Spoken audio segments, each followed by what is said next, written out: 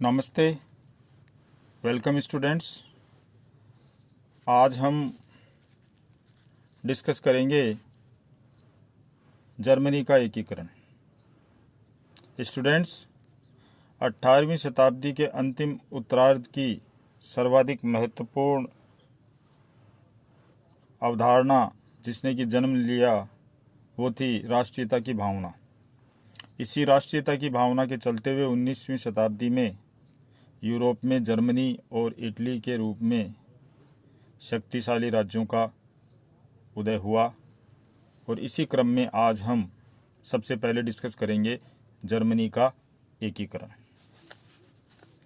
18वीं सदी के अंत में जर्मनी 300 रियासतों के रूप में विभक्त था। नेपोलियन बोनापार्ट ने अपने अभियान के द्वारा जर्मनी को विजित कर वहाँ स्थित छोटे मोटे राज्यों को और रियासतों को 39 राज्यों के एक परिसंघ में संगठित किया, जिसे राइन राज्य संघ कहा गया। और पवित्र रोमन साम्राज्य को 1806 ईस्वी में समाप्त कर नेपोलियन ने जर्मनी की एकता का मार्ग प्रशस्त किया।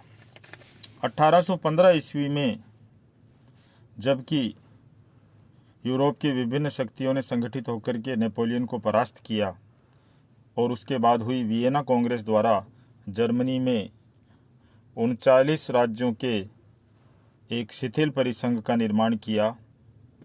ऑस्ट्रिया व प्रशा उसके क्रमशः प्रधान और उप प्रधान बने।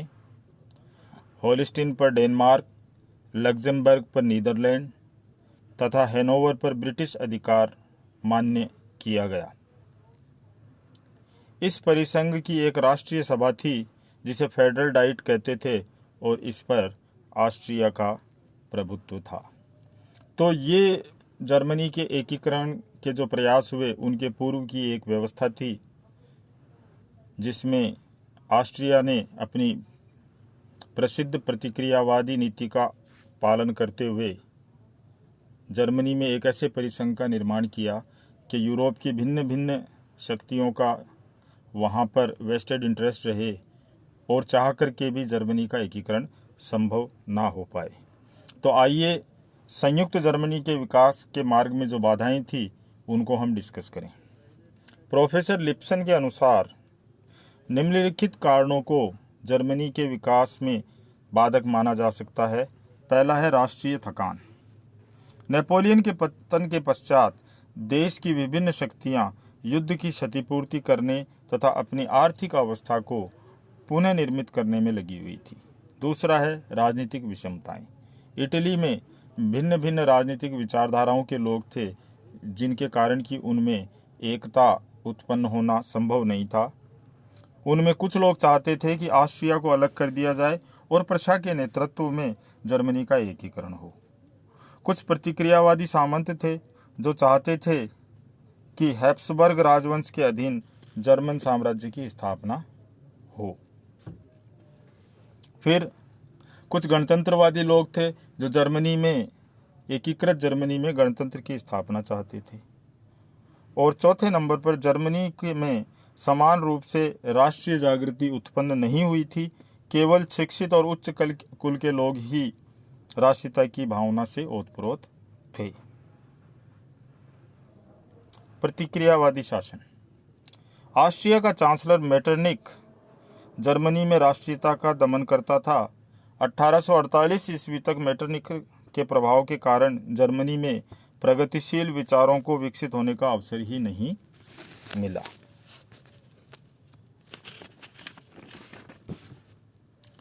आइए अब हम डिस्कस करते हैं कि इन तमाम बाधाओं के बावजूद भी जर्मनी के एकीकरण के लिए सहायक तत्व कौन कौन से थे। पहला है बौद्धिक आंदोलन। जर्मनी के लेखकों तथा दार्शनिकों ने प्रतिक्रियावाद के विरुद्ध राष्ट्रीय गौरव एवं एकता की भावना उत्पन्न करने का कार्य किया, जिनमें हर्डर, हीगल, फिक्टे, हार्डेनबर्ग, नोवेलिस, गेटे, शिलर, डोलमेन, राके, बोनर और हासर आदि ने जर्मन निवासियों को यह अनुभव करा दिया कि उनकी सांस्कृतिक पृष्ठभूमि एक सुदृढ़ आधार पर टिकी हुई है। बर्लिन, ब्रेसल, वान तथा लिप्जिंग आदि विश्वविद्यालय इस नवजागृति के केंद्र बने। दूसरा है आर्थिक क्षेत्र में सहयोग। विविध राज्यों में बटे होने के कारण व्यापार वाणिज्य में असुविधा होती थी, क्योंकि जगह जगह चुंगी देनी पड़ती थी। 1834 ईस्वी में 18 जर्मन राज्यों ने मिलकर के सोल्वरिन अथवा जोल्वरिंग नामक चुंगी संघ स्थापित किया, जिसका उद्देश्य था स्वतंत्र व्यापार। 1850 तक संपूर्ण जर्मनी के राज्य इसमें शामिल हो गए। ऑस्ट्रिया इस संघ से बाहर रहा तथा प्रशा को इसका नेतृत्व करने का मौका मिला। फ्रेडरिक लिस्ट नामक जर्मन अर्थशास्त्री ने सोल्वरिन को जर्मन राष्ट्रीयता का एक प्रमुख तत्व माना है। तीसरा है सन 1848 ईस्वी की क्रांति। 1848 ईस्वी में यूरोप में क्रांति का वर्ष था। इसने जर्मनी को क्रांति के द्वार पर ला दिया। प्रशा, बोवेरिया, हैनोवर, सैक्सनी आदि राज्यों के लोगों ने निरंकुश शासन की समाप्ति के लिए आंदोलन किए। यद्यपि यह क्रांति असफल रही, किंतु इसने राष्ट्रवादियों को प्रोत्साहित किया। औद्योगिक क्रांति। औद्योगिक विकास के फलस्वरूप जर्मनी में एक नए पूंजीवादी वर्ग का उदय हुआ और जर्मन राजनीति में यह वर्ग प्रभावशाली बन गया। इस वर्ग की इच्छा थी कि जर्मनी में छोटे छोटे राज्यों को समाप्त कर एक संयुक्त जर्मनी का निर्माण किया जाए, जिसमें उद्योग धंधों पर कोई प्रतिबंध ना रहे। इस प्रकार आर्थिक लाभ के लिए पूंजीपति लोग जर्मनी के एकीकरण के समर्थक हो गए। जर्मनी के एकीकरण की दिशा में एक प्रमुख महत्वपूर्ण घटना फ्रैंकफर्ट संसद की असफलता थी। आइए इस पर डिस्कस करते हैं। जर्मनी के राष्ट्रवादियों ने 1848 ईस्वी में जर्मनी का संघ बनाने हेतु एक नई राष्ट्रीय सभा का फ्रैंकफर्ट में आयोजन किया, किंतु एक वर्ष के वाद विवाद के पश्चात भी वे संविधान पूर्ण नहीं कर सके। तब तक प्रतिक्रियावादी तत्व प्रभावी हो गए और मार्च 1849 को संसद ने जर्मन राज्य का एक संघ बनाया और प्रशा के शासक फ्रेडरिक विलियम चतुर्थ को सम्राट बनाया, किंतु उसने राजमुकुट अस्वीकृत कर दिया। 1861 ईस्वी में फ्रेडरिक चतुर्थ की मृत्यु हो गई और विलियम प्रथम गद्दी पर बैठा। उसका विश्वास था कि जर्मनी का एकीकरण प्रशा के नेतृत्व में ही संभव है और इस हेतु ऑस्ट्रिया का जर्मनी से निष्कासन आवश्यक है और यह कार्य युद्ध के द्वारा ही हो सकता है। इस हेतु प्रशा का सैन्य विकास आवश्यक था। आइए अब हम चर्चा करते हैं विलियम के नेतृत्व में प्रशा का सैन्य सुधार। युद्ध मंत्री इस समय वान रून था और प्रमुख सेनापति प्रशा का था वॉन मोल्टेक, किंतु सैन्य सुधारों को क्रियान्वित करने के लिए अतिरिक्त धनराशि की आवश्यकता थी और इसके लिए प्रशा के निम्न सदन की स्वीकृति आवश्यक थी, किंतु निम्न सदन ने सैनिक बजट पास करने से इनकार कर दिया। विलियम ने संसद को भंग कर पुनः चुनाव करवाया, किंतु फिर से उदारवादियों को बहुमत मिल गया। अब वान रून ने सम्राट को बिस्मार्क को अपना चांसलर नियुक्त करने की सलाह दी, जो कि इस समय फ्रांस में प्रशा का राजदूत था।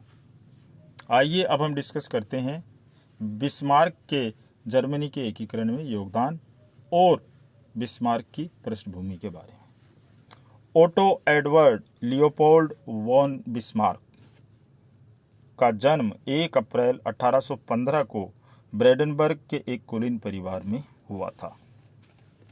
1851 में प्रशा के सम्राट ने उसे फ्रैंकफर्ट की सभा में प्रशा का प्रतिनिधित्व करने का मौका दिया।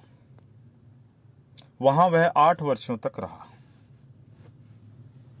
वहां उससे ज्ञात हुआ कि ऑस्ट्रिया को पराजित किए बिना प्रशा के नेतृत्व में जर्मनी का एकीकरण संभव नहीं है। 1859 में वह सेंट पीटर्सबर्ग में राजदूत बना। वहां उसने रूस के जार अलेक्जेंडर द्वितीय से मित्रता स्थापित की। 1862 ईस्वी में बिस्मार्क को फ्रांस में राजदूत बनाया गया। 1862 ईस्वी में उसे प्रशा का चांसलर नियुक्त किया गया।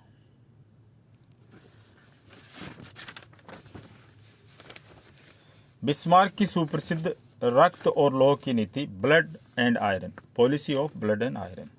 बिस्मार्क का एकमात्र उद्देश्य था कि प्रशा की सैन्य शक्ति को बढ़ाकर ऑस्ट्रिया से लोहा लिया जाए और युद्ध के मैदान में ऑस्ट्रिया को पराजित कर जर्मनी के एकीकरण का मार्ग प्रशस्त किया जाए। इसके लिए सेना का पुनर्गठन आवश्यक था, किंतु प्रशा के निम्न सदन ने बजट अस्वीकृत कर दिया था। इस पर उसने उच्च सदन से बजट पारित करवा लिया और 5 वर्षों तक वह निरंतर ऐसा करता रहा।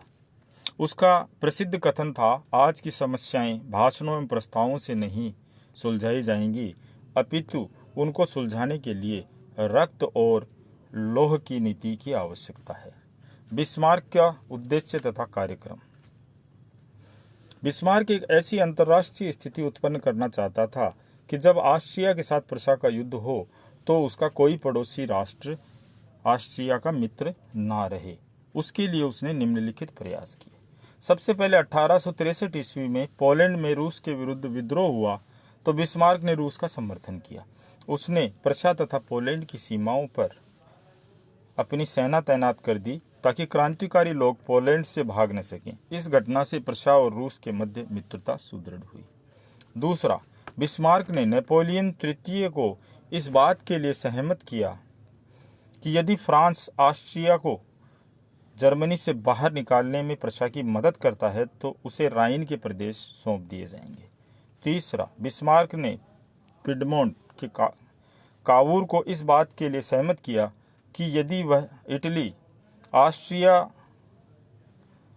को जर्मनी से निकालने में मदद करेगा तो उसे लोम्बार्डी वेनेशिया दिलवाने में मदद की जाएगी।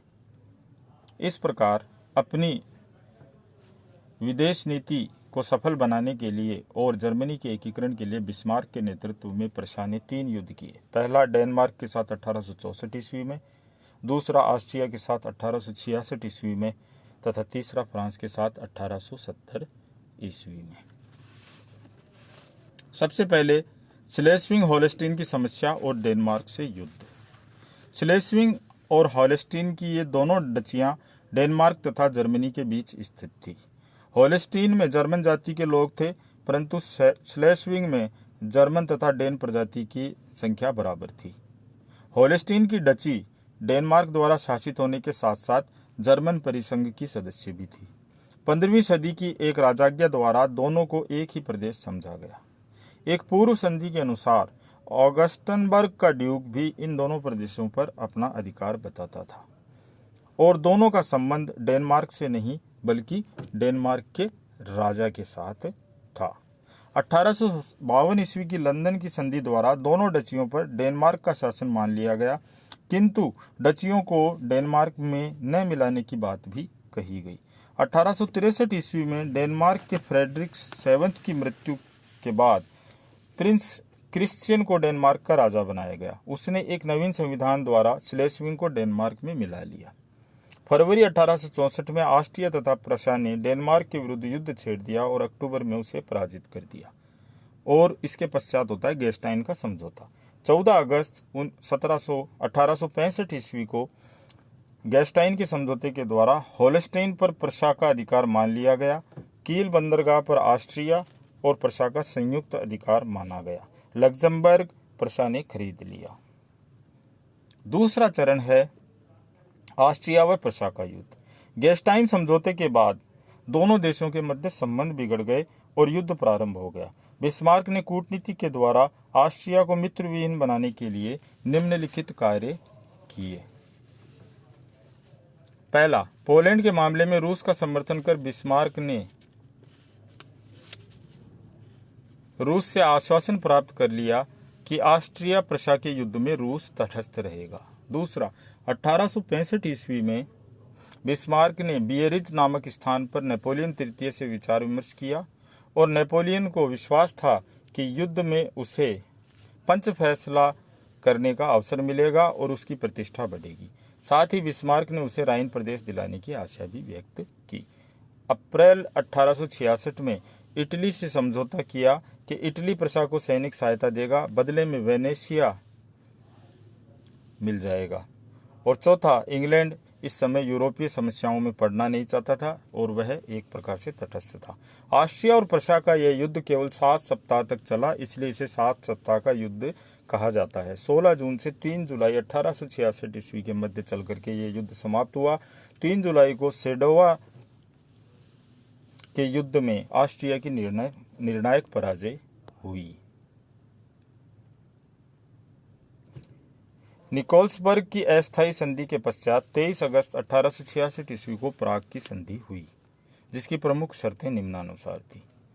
ऑस्ट्रिया ने जर्मनी परिसंघ को समाप्त करने की स्वीकृति दे दी और साथ ही 30 लाख पाउंड का युद्ध हर्जाना देना भी स्वीकार किया।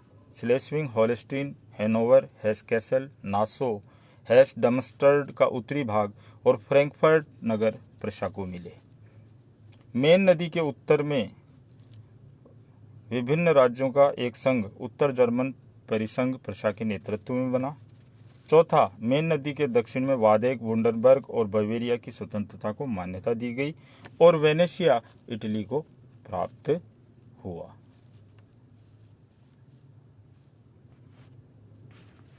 जर्मनी के एकीकरण का अंतिम चरण फ्रांस प्रशा का युद्ध। इतिहासकार थियर्स के अनुसार सेडोवा में ऑस्ट्रिया की नहीं अपितु फ्रांस की हार हुई थी। स्टूडेंट्स, जैसा कि आपको पता है कि बिस्मार्क ने अपनी कूटनीति के द्वारा फ्रांस के नेपोलियन तृतीय को तटस्थ रहने के लिए तत्पर किया और बदले में उसे राइन प्रदेश संघ देने की उसने लालच दिया था। साथ ही नेपोलियन तृतीय, जो कि यूरोपीय नेता बनने की लालसा रखता था, उसे यह विश्वास था कि प्रशा और ऑस्ट्रिया के युद्ध के पश्चात उसे पंच फैसला करने का अवसर मिलेगा। लेकिन ऑस्ट्रिया और प्रशा के युद्ध के पश्चात जो संधि हुई उसमें उसकी कोई भी इस प्रकार की इच्छा पूरी नहीं हुई। तो आइए अब हम जानते हैं प्रशा और फ्रांस का युद्ध और जर्मनी का एकीकरण। सेराजोवा के युद्ध में यूरोप में जर्मनी अर्थात प्रशा का प्रभाव बढ़ा दिया। फ्रांस को जर्मनी का बढ़ता हुआ प्रभाव खटने लगा और उसका शासक नेपोलियन तृतीय नहीं चाहता था कि दक्षिण जर्मनी राज्यों को जर्मन संघ में सम्मिलित किया जाए। इसी समय कुछ ऐसी घटनाएं भी हुई जिससे फ्रांस को यूरोपीय राजनीति के अंदर अपमानित होना पड़ा। उसमें सबसे पहला है लक्जमबर्ग का प्रश्न। ऑस्ट्रिया प्रशा युद्ध में तटस्थ रहने के उपरांत नेपोलियन को यह आशा थी कि युद्धोपरांत फ्रांस की सीमाओं का विस्तार राइन नदी तक हो जाएगा, किंतु बिस्मार्क ने उसके हितों की उपेक्षा की। इससे नेपोलियन नाराज था। साथ ही नेपोलियन ये चाहता था कि फ्रांस प्रशा युद्ध के पश्चात उसे पंच फैसला करने का मौका मिलेगा, किंतु अब उसकी जो प्रतिष्ठा थी वह तार तार हो चुकी थी। अतः अपनी प्रतिष्ठा को बचाने के लिए 1867 ईस्वी में नेपोलियन तृतीय ने हॉलैंड के शासक से लक्जमबर्ग खरीदने की बात की, किंतु बिस्मार्क ने अपनी कूटनीति के द्वारा लक्जमबर्ग के प्रश्न को अंतर्राष्ट्रीय प्रश्न बना दिया और इसके लिए यूरोपीय राज्यों का एक सम्मेलन बुलाया गया। मई 1867 ईस्वी को लंदन सम्मेलन में लक्जमबर्ग को तटस्थ राज्य घोषित कर दिया गया और इस प्रकार नेपोलियन तृतीय फ्रांस के लिए लक्जमबर्ग को खरीदने में असमर्थ रहा। स्पेन की गद्दी का प्रश्न। 1868 ईस्वी में स्पेन की साम्राज्ञी इसाबेला के विरुद्ध विद्रोह हुआ और जनता ने उसे हटा दिया और 2 वर्षों तक स्पेन की गद्दी के लिए उत्तराधिकारी की खोज हुई। अंत में प्रशा के शासक के रक्त संबंधी राजकुमार लियोपोल्ड को स्पेन का सम्राट बनाने का निश्चय किया गया, किंतु जैसे ही यह खबर फ्रांस पहुंची तो फ्रांस ने उसे स्पेन का राजा बनाने में अपनी राष्ट्रीय क्षति माना और इसका विरोध किया और फ्रांस के राजदूत बेनिदिती ने प्रशा के सम्राट से एम्स नामक स्थान पर भेंट की, जहां पर कि प्रशा का शासक विलियम स्वास्थ्य लाभ ले रहा था। अंततः सम्राट विलियम ने लियोपोल्ड को सलाह दी कि वह स्पेन के सिंहासन से अपनी स्वीकृति वापस ले ले। अतः लियोपोल्ड ने 12 जुलाई को ऐसा ही किया। इस प्रकार हम देखते हैं कि जर्मनी के मामले में नेपोलियन और फ्रांस की जनता का हस्तक्षेप बढ़ता ही चला गया।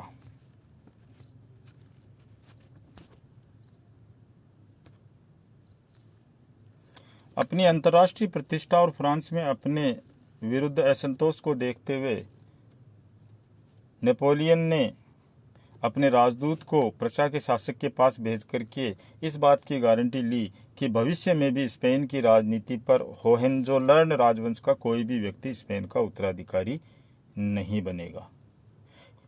फ्रांस के राजदूत ने एम्स में सम्राट से भेंट की और उपरोक्त आधार पर वचन मांगा, किंतु सम्राट ने कोई इसका स्पष्ट उत्तर नहीं दिया और इस बातचीत का विवरण तार द्वारा बिस्मार्क को भेज दिया गया।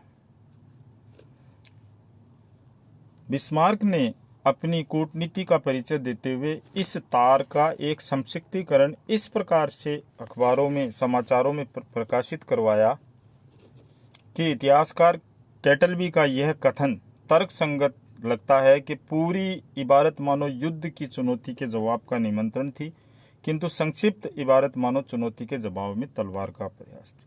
अर्थात जर्मनी की जनता को लगा कि यह हमारा अपमान है और फ्रांस की जनता को लगा कि यह हमारा अपमान है। जैसे ही ये एम्स के तार का संक्षिप्तीकरण लोगों तक पहुंचा, फ्रांस जाति और जर्मन जाति में उद्वेलना फैल गई और 15 जुलाई 1870 को फ्रांस ने प्रशा के विरुद्ध युद्ध की घोषणा कर दी।